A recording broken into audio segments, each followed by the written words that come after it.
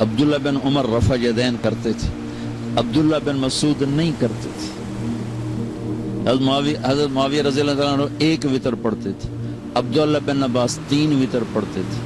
یہ سب صحابہ کے کام۔ آپ نے کبھی اونچی آمین بھی کہی ہے، کبھی آہستہ آمین بھی کہی ہے، تو ہم اس پر آپس میں نفرتوں کا شکار نہیں۔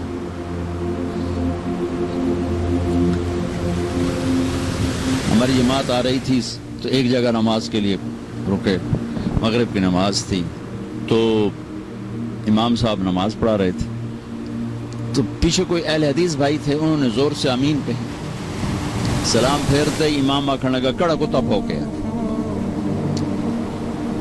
کڑا کتا بھوکے۔ جب امام مسجد اتنے جاہل ہوں گے تو بیچاری عوام کا کیا حال ہوگا؟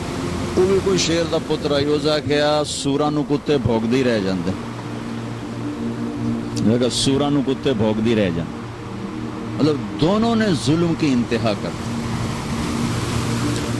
میرے نبی نے اونچی آمین بھی کی ہے، آہستہ آمین، رفع یدین کیا بھی ہے، چھوڑا بھی ہے۔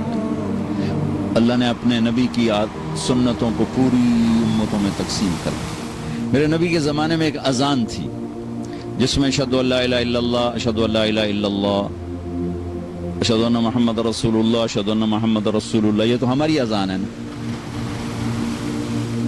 ابو محذورہ اللہ کے نبی کی موجودگی میں ایک اذان دیتے تھے، اشہدو ان لا الہ الا اللہ، اشہدو ان لا الہ الا اللہ، اشہدو ان محمد رسول اللہ، اشہدو ان محمد رسول اللہ، اشہدو ان لا الہ الا اللہ، اشہدو ان لا الہ الا اللہ، اشہدو ان محمد رسول اللہ، اشہدو ان محمد رسول اللہ، 4 دفعہ کہتے تھے۔ مکے میں اذان ہوتی تھی۔ تو میں یہ بات کہا کرتا تھا کہ اللہ اپنے نبی کی ہر سنت کو زندہ رکھے ہوئے ہے، جس کام کو آپ نے زندگی میں ایک دفعہ کیا اور چھوڑ دیا وہ بھی کہیں نہ کہیں زندہ ہے۔ تو یہ اذان مجھے کہیں نہیں نظر آئی، نہ کہیں سنی، خیال آتا تھا یار اے اذان کدی نہیں سنی۔ ابھی میں جب موریتانیہ گیا، موریتانیہ، تو وہاں میں نے اذان سنی تو یہ اذان تھی 4 دفعہ۔ تو چونکہ فجر کا وقت تھا تو کبھی کبھی حرم شریف میں بھی تہجد کی نماز میں یہ اذان ہوتی ہے۔ میں نے سمجھا شاید یہ وہی تہجد والا قصہ ہے، لیکن جب ظہر کی اذان بھی ویسی ہوئی، عصر کی بھی ہوئی، مغرب کی بھی، پھر میں نے پوچھا، میں کہ یار اے تھوڑی اذان کیویں ایویں ہی ہے سارا سال ہے؟ انہوں نے کہا ہم یہی اذان دیتے ہیں۔ میں نے کہا واہ میرے مالک، آج میری بات پر تو نے مہر لگا دی کہ میں یہ کہا کرتا تھا کہ اللہ نے اپنے نبی کی ہر ادا کو زندہ رکھنا ہے، کوئی کہیں پر زندہ ہے، کوئی کہیں پر زندہ ہے، کوئی کہیں پر زندہ ہے، کوئی کہیں پر زندہ ہے۔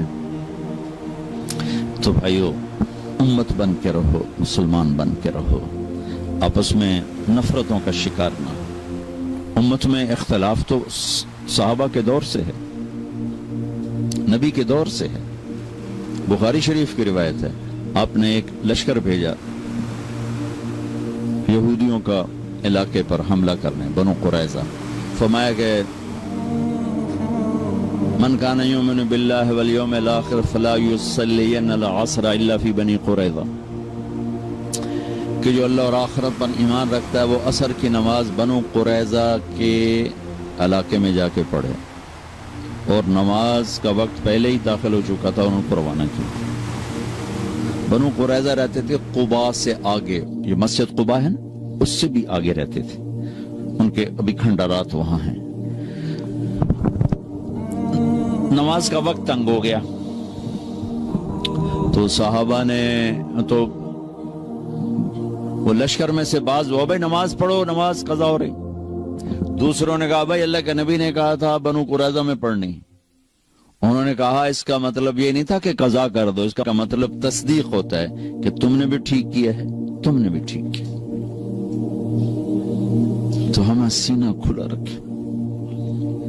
تو بھائیو آپ سے گزارش ہے اچھے اخلاق کے ساتھ یہاں زندگی گزارو،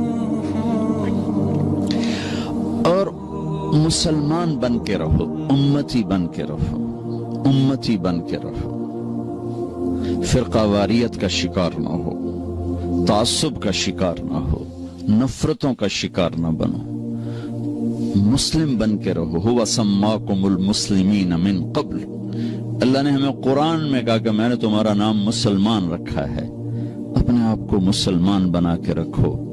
پوری دنیا پھرا ہوں، جو فرقہ واریت کی آگ پاکستان میں ہے کہیں نہیں دیکھی۔ وہ ہندوستان اس کے ساتھ مطلب ایک ہی ٹکڑا ہے، بنگلہ دیش میں بھی اتنے، لیکن ہندوستان پاکستان میں نفرت کی انتہا ہے۔ تو آپ لوگوں کی روٹس چونکہ وہیں سے ہیں، تو میں آپ کے سامنے ہاتھ جوڑتا ہوں کہ بطور مسلم زندگی گزارو، بس سب کو گلے سے لگانا